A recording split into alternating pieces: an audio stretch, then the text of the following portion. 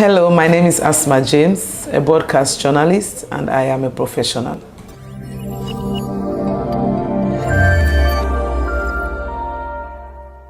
Hello and welcome to the Meet Professionals show with me, KEBE.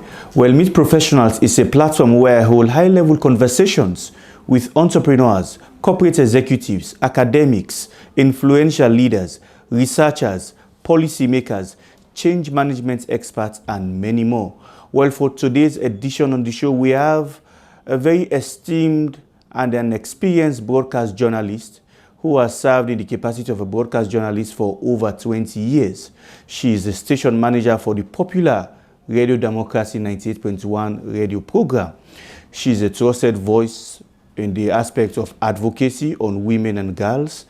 She is also a recipient of national and international awards. Quite recently, in 2019, she got featured and recognized by BBC as part of the 100 Inspirational Leaders. Ladies and gentlemen, let us welcome our guest for today's edition, Madam ASMAA James. So good morning and welcome to the show, Madam ASMAA James. Thank you very much, Mr. So how have you been? So. It's been hectic, but thank God. Okay. So let's get into it. You have been a journalist with over 20 years experience. And so viewers would love to know where you started to where you are now as one of the most celebrated journalists in Sierra Leone and also Africa. Wow. Thank you very much for this opportunity, and I'm really grateful because many a time we do things, we think people are not watching, but actually people are watching, right? And people know who people are. And it's been 20 years this year, and just from school, from the annuals, I was interested. I did art, so I was very interested in acting. I was in drama group. Drama. Yes, so I loved listening to news, and at first I was interested in being an air hostess. And then a police officer, and so I was confused growing up. But then after, actually we were the first unlucky ones to take the WAS exams in 2000. So after school, I was interested in listening to news. By then we had very brilliant broadcasters. If you listen to them in the morning, in the evening, in the afternoon, they really make your day. Their voices were so good. So I always love listening to, especially Radio Democracy or 96.2. 96.2 had brilliant broadcasters. And so one day I was listening, and then I had an announcement that they needed presenters. So I made use of the opportunity, and then I applied. I went to Colin, and then he did the interview, and then he gave us something to read, and we read, and he said, "Oh, I think I have identified a voice. I think you have a voice. Read again." And then I read over and over and over. I started training with them. And then, they love pronunciation. They liked it when you really pronounce the words like the BBC. So he was very fussy about pronunciation. And so I was there for about, a very short time. And then I had the opportunity of coming over to Radio Democracy. Wow. So, it's been a long journey. So at Radio Democracy, I came as a volunteer. Where you just sit, you look at other presenters, you look at what they do, you look at producers, then they give you, before the Ministry of Health, the Ministry of Defense. So they used to do every week, every month press release to update the public. So they will bring it in English, and then you will translate it into Creole. So they will give it to us, the volunteers to translate it. Or you listen to BBC at 5, you translate the roundup of the news at 5. Wow. So you listen to it, you know what is happening in Africa, and then you translate it in to our local language. In Creole. Okay. So I did that for about 3 years, just doing that. The station was at Signal Hill. Okay. So I endured, and I was there. Then I was later enlisted as freelance. Okay. There used to be an organization called Search for Common Ground. Okay. So they were into media business. Okay. So they came and they trained journalists. So I had the opportunity of going to Search for Common Ground for 6 months. Okay. So there I was trained how to now write scripts, how to do presentation, and how to do interview. Oh, wow. Yes, so I did that for 6 months. I wanted to stay because it was an NGO, they had money, but then they had this MOU with media houses that, no, we give you capacity building, and then whoever comes for training will go back. You have to go back, you know it's in them. Then I went back to Radio Democracy, and then I was now enlisted as one of the freelancers, where you bring, you are paid by news. Okay. And very challenging one, because Radio Democracy itself is a whole story on its own. So okay. Sometimes you do 20, 30 stories at the end of the month. They won't check in everything. You will have your own book. You say, oh, this is what I did. But then when it comes to calculating, there is a pattern. That, you did very badly this month. But then, again, I endured. And then we had a woman station manager, very passionate about women. So even though we were troublesome, but she encouraged us to, always giving us something to do. Okay. If you are not on the main program, but there are these little programs that you'll be forced to do. Okay. I stayed, and then became reporter. Okay. He became producer, reporter, presenter, producer, editor, deputy station manager, head of programs, but some 8-10 years ago I became the station manager. So it's been a long journey. It's really a long journey, because looking at where you started as a volunteer, and you climbed the ranks from being a reporter to a script editor, and to an assistant station manager. Now you are the station manager. So what a journey. So, now you have served in the capacity of a station manager. Now let's talk briefly about your leadership experience managing people. You started as a volunteer, you were being managed. Yes. Now you're the station manager, now you're managing people. Let's talk about that. How does it look like?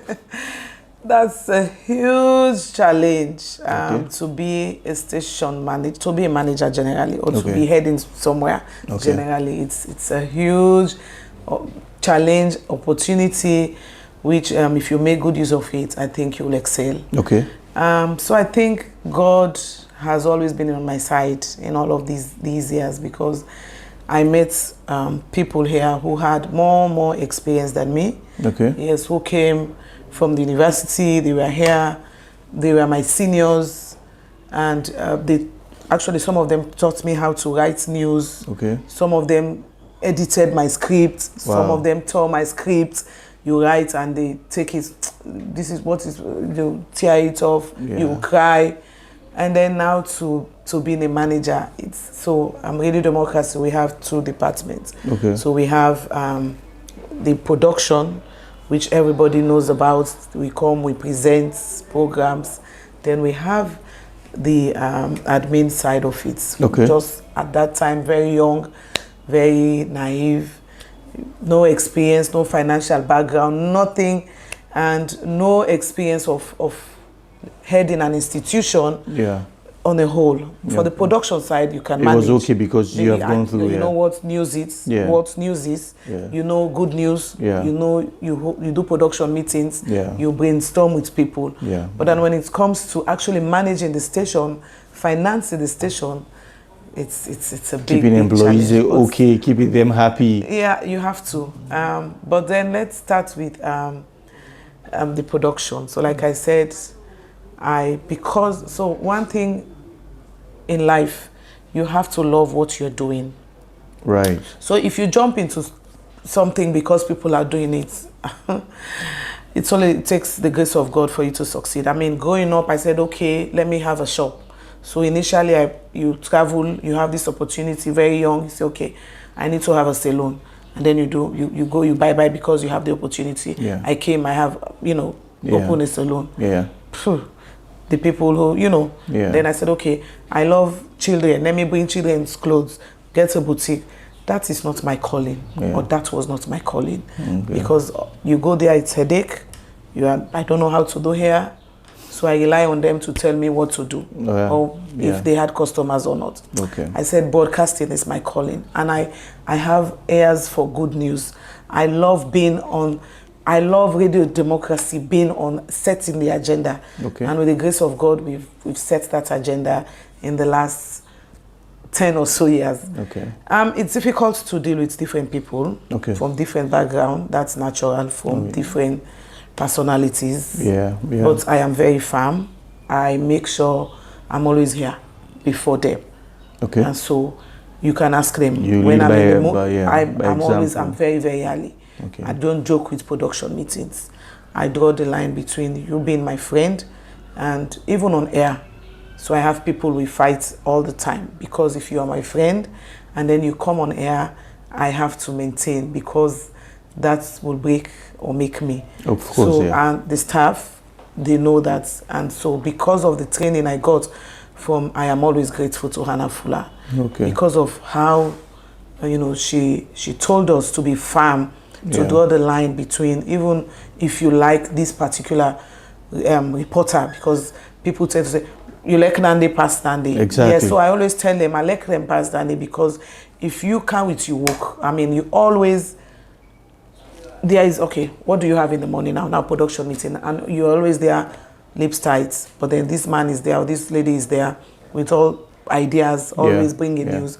Of course, if I have someone to send for a coverage, I will send that person. Right. So you have those kinds of challenges. Okay. But you have, because broadcasting is different, so you have to be there as the station manager. You have to know the subjects. You have to understand. You have to be ready to go on air at any time. So presenter won't say, without me, this won't go on. Okay. So I have presented, so they know, I don't know how, but I know the issues. And depending, sometimes I don't study, by the way we talk, I know where to get you.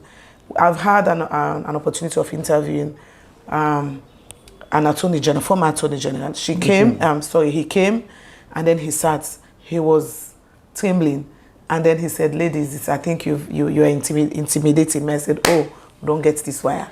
So we thought, wait till they can't talk about the judiciary. Wait till they can't talk about law. I am not a lawyer, this man. In my head also, I was thinking that. Exactly. But this man also, he's the attorney general. He knows everything. But then when he came, when he actually faced us, he knew he was in a hot seat. In the sacred room of 98.1. Yes, so those are the challenges that we overcome, that you have to be firm, you have to be fearless, you have to be strong. Okay. And then the managing side of the business, now again, you have to write projects, you have to make sure, because 98, like I said, it's a whole story on its own. Okay. You have to look for funding, because it's owned by the people. Yeah. So it's only what we get from commercials that we use again to spend. Wow. So we've tried to maintain that. So, but there are some NGOs that support the station. So we write projects and then we support. And that's the work of you, the station manager, to make sure that all those things comes in. Resources, yes. I think the part I like about the aspect of your leadership position is the fact that you are able to understand that you have different people coming from different backgrounds. Yes. They have different values, different personalities. And that becomes so challenging when yours as well, you also have a different personality. Yes. So what's the magic behind you getting all of them together to move in one direction? So, I don't know, but I know, and they know, I can listen to a news, to a program, I know it's PR. Okay. I know, and they know, the workers. If you interview someone, I know the motive behind that interview. Okay. I don't know how, but it has been my business all this while. Of course. So they know, and in production meeting, I'll let you know that you did an interview with Mr. KEBE, and so they know. Okay. So sometimes if you have your your issues, your materials, they know when to, they will look at me, they know Mrs. James is in good mood, Mrs. James is, so let me just make the chance. Okay. And another thing again, I have always given them opportunity. Okay. So even me, I am produced. Okay. We argue in that production meeting. Okay. I give each and every one of them an opportunity. If you don't talk, if you go and ask them, how is Mrs. James? The first thing they will tell you, that one they like Allah, that they vex, that is because I don't joke when I'm in that production meeting. You have to come with issue. You have, when we say production, I don't want you to say, now they sit down and they say, let this person come. Exactly. No, we have to, now you bring your bits and pieces of interview, but the main issue, what are we discussing? So in my own leadership style, I force them. So we have a producer, and the producer, they make the final decision. Okay. Sometimes I vex, sometimes I don't like it, but they do it because I give them the opportunity to learn. And they've learned, and I'm so happy because of the team. Yes, I have my own problems like any other person. But I'll tell you, I give them 70% free hand to do their work. So the more they get involved, the more they learn. The more they learn. Yeah. Okay, so let's move a bit from your leadership experience. And let's talk briefly about one of the things you're so passionate about, which is advocacy, but specifically about women and girls. Let's talk about that. Why are you so much passionate about women and girls?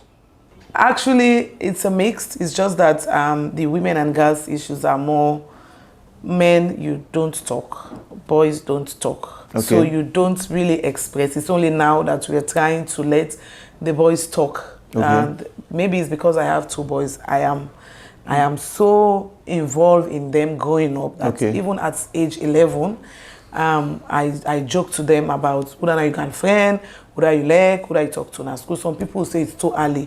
So it's never too early to start discussing. Okay, so now women and girls. So we all know we are the most marginalized, disadvantaged in everything. So we have to say things and do things for ourselves. So because of the work I do also, you hear a lot of stories, very, very sad ones.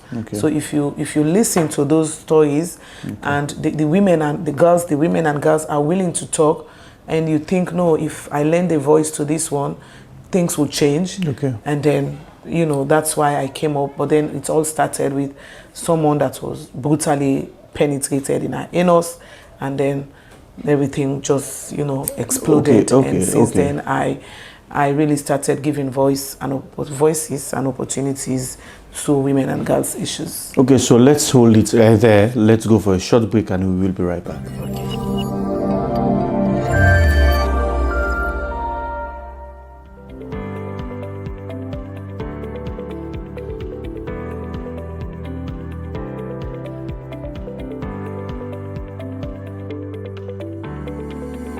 So welcome again to the show with me, KEBE, Meet Professionals. We're having a conversation with one of our celebrated journalists, Madam ASMAA James. So welcome again to the show, Madam ASMAA James. Thank you very much. So we were discussing the aspect of advocacy, more especially about women and girls. So now you said that there are a lot of challenges, and one of the recent ones that got you more interested into it is that a girl child was penetrated on, and that gave you the urge or the courage to want to go more or look into further into these issues. So now let's look at the general perspective. How do we make women and girls in Sierra Leone or Africa so will become very much cared for, respected, and also protected? That's a huge one. It's been a challenge all over. Okay. I mean, if you follow, I follow sub-regional news a lot. I watch their TVs a lot online, and I know Sierra Leone is not different from the stories in Liberia or in Ghana or in Nigeria. Even when we started the rape campaign in Sierra Leone not long ago, they did also in Liberia. So it means issues here are the same thing all over. Women are more vulnerable. Okay. That's how society. Okay. I don't know, but that's how it's been. Okay. But I like giving platforms to issues So on my side, and if I have the opportunity to tell leaders what to do, I mean, that's what I do, because when you give them to say, when you allow us to take decision for ourselves, for example, you have these very controversial issues, whether it's FGM, which I have my own position on, whether it's safe abortion also, which I have my own position on, and we don't want the men to sit on the table and make that decision for ourselves. I should be able, or we should be able as women, to sit with the men to tell them, if I am pregnant, I am unable to go to school, or I want to go to school. A girl should be able to say that. Oh, you don't make the decision for her? For us, okay. Because it's not easy when you are pregnant and, you know, you do certain things. If you are raped, for example, by your brother, by your dad, I should be able to, and in the process you are pregnant, I should be able to take a decision that I don't want to have a baby for my dad, therefore I need an abortion. But then I don't want the leaders in parliament or somewhere to sit and say abortion is illegal. You don't know the circumstance. So we have to have the opportunity, we have to let us have the opportunity of making decisions for ourselves. We know the pains we are going through. Okay. So abortion, for example, it's a no, you know, if you start an abortion program now, it's a no-go area. Okay. Same as FGM. Okay. But why? No, but we need to now have a conversation on these things. Things have changed. I have 2 boys. I know the conversation. Sometimes they start with me. Okay. Sometimes I just dodge them because I say, okay, yes, me not this possible, but I want to talk this talk with me Pekin. So if we allow, or the leaders allow us, or give us ears to talk, maybe their perception will change on the issues around women, or women be vulnerable to issues. Let's have the platform. Let's make decisions for ourselves.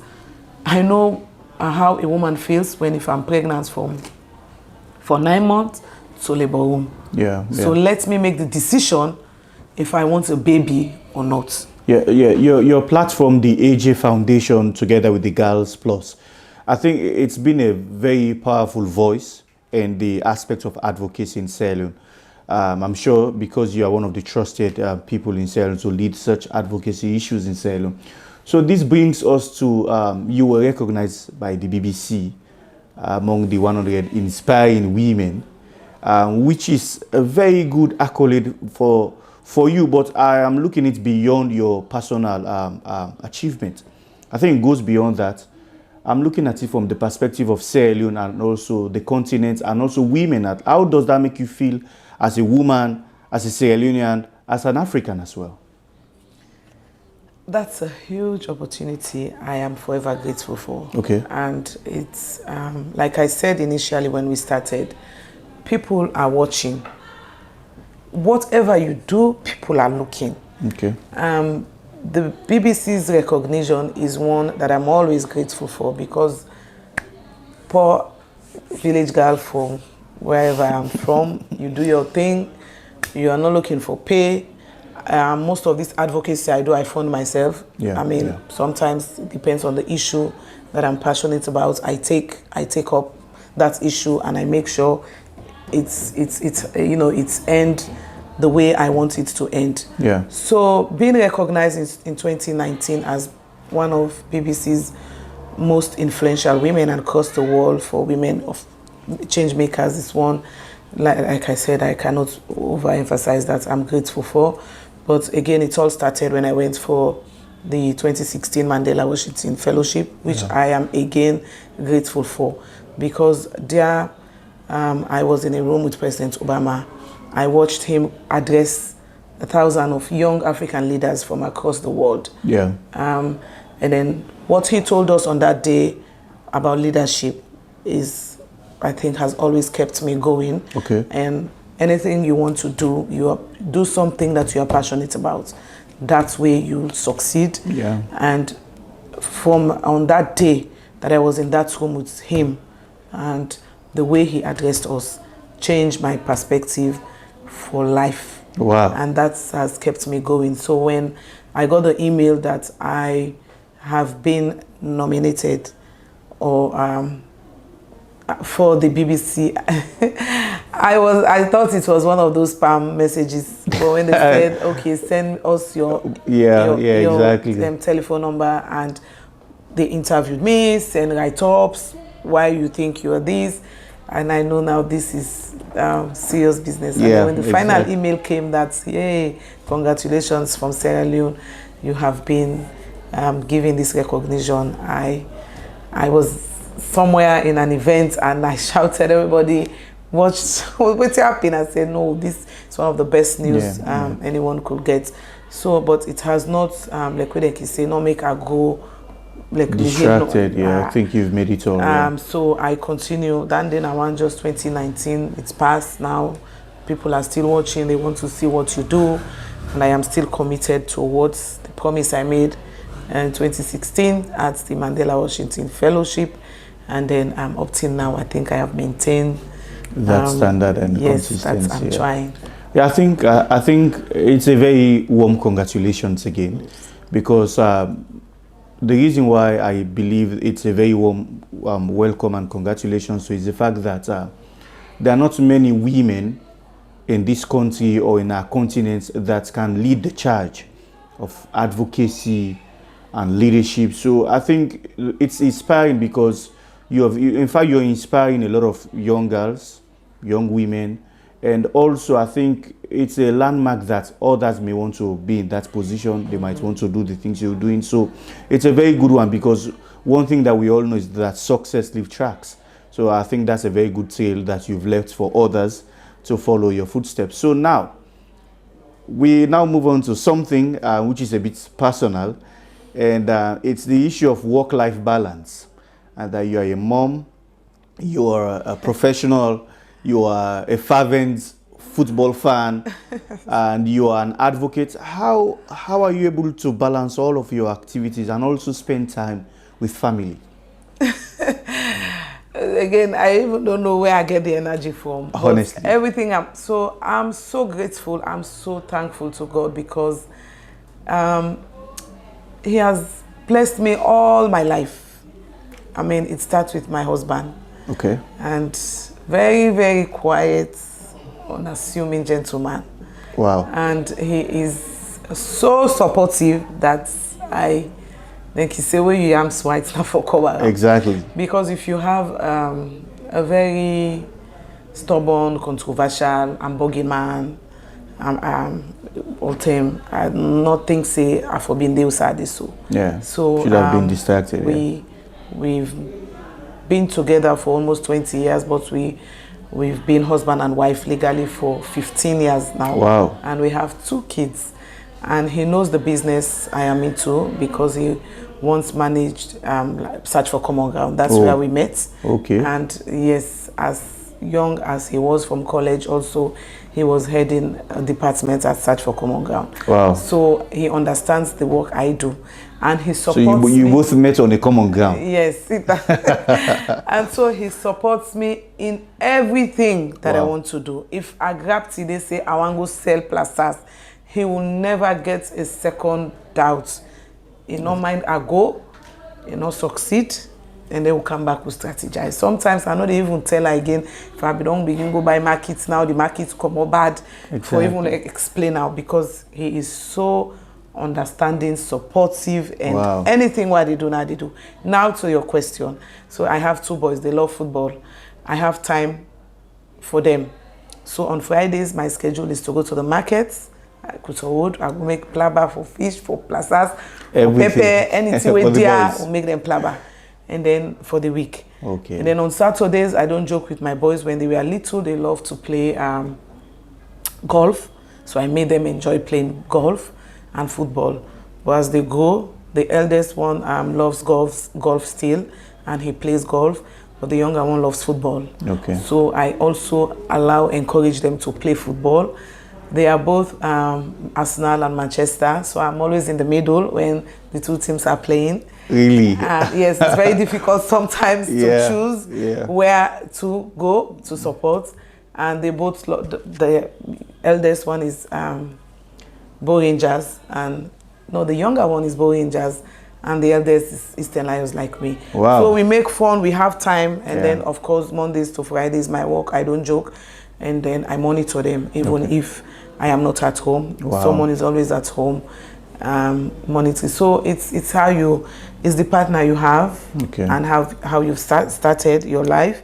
And so I have time if I want to do anything that I'm passionate about to do with the support of, you know, my husband. I think that's a very big blessing. Yes, very, very big blessing. I know. Okay, so now as we come to the end of the interview, now you're a very strong voice when it comes to advocacy, when it comes to leadership, and when it comes to mentorship. Women and girls are looking up to you based on your inspirational journey, your leadership trail, and they learn from you because of your passion in advocacy and all the rest of it. So what is your message to young girls, women who are following you in Sierra Leone and other parts of the world? What's your message to them? It's simple. You have to be consistent. You have to follow your passion. You have to have mentors. You have to be able to talk to people. So I also have time to check my Facebook messages. Yeah. You know, when you follow celebrities or people across the world, you send them messages. Many a time, I think they won't respond or reply to you. Yeah. But sometimes when I have time, and I make sure I have time, I go through hundreds of messages. Wow. We want to be like you. You inspire us. We want, so Exactly. I randomly just respond to people, and then you see the way they, oh, I am so happy. Is this the real ASMAA? Is this real for real that you responded to me? The fact that you've responded to me, you've made my day. You know, I get those messages from men and women, boys and girls.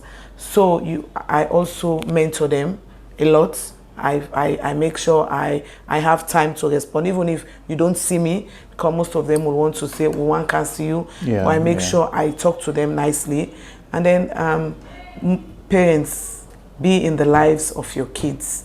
Make sure you are in their, I don't want to say in their phases, but the days when you don't talk to your kids about boyfriend, whether I boyfriend, whether I girlfriend, it's way gone. Now we have another sex coming up, and if you tend not to talk to your kids, you blame yourselves tomorrow. And young people, make sure you have people you talk to. Make sure you have mentors and you follow that mentor. I have people I follow. When I'm quiet, I go on my phone. I make sure I use my phone well. I follow what they do. I have media houses that I follow. I have media houses I don't follow at all, because I want to be like some of those present. You think I know how to present or know how to ask questions. I have people I admire. I have people I collate where they ask questions, especially in Africa. Okay. Most times I listen to Ghanaian journalists. You know, I listen to South African journalists asking questions. I say, okay, they really, yes, we try. But if you want to succeed in life, no feel say you don't sabi all things. Follow people and also have people you admire. So yes, thank you very much, Mr. KEBE, for the opportunity to be here. I think we're very much grateful for you to give us access in your very beautiful office with so many accolades. We're so thankful, and we want to wish you all good luck with what you're doing. You're inspiring thousands, if not millions. And we're also extending our sincere thanks and appreciation to your family, of course, for your wonderful blessing. Yeah. So this is where we come to the end of today's edition of the program, Meet Professionals with me, IB KEBE. Till we meet again for another edition, I want to say take it easy and have a great day. Thanks for watching the Meet the Professional show. You can also be a professional.